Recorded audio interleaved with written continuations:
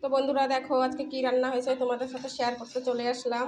আলু পটল দিয়ে ডিম রান্না করেছি। এই যে আলু পটল ডুমু ডুমু করে কেটে নিয়েছি, আর ওই দিয়ে মশলা করে ডিম করেছি, ডিমের ঝোল আলু পটল দিয়ে।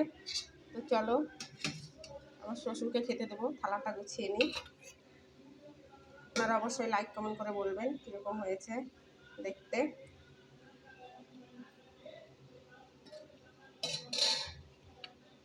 তো দেখো সাথে আছে সালাদ, শসা আর টমেটো কেটে একটা সালাদ করে নিয়েছি, কুচি কুচি করে কেটে দিয়েছি। আর সাথে আছে আলু আর ভিন্ডি ভাজা।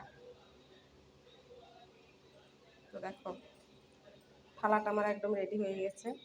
তো আপনারা অবশ্যই লাইক কমেন্ট করে বলবেন কীরকম হয়েছে দেখতে। আর এই ডিমের রেসিপি দেখতে চাইলে অবশ্যই কমেন্ট করে বলবেন। অবশ্যই একটা সাবস্ক্রাইব করে দেবেন বন্ধুরা।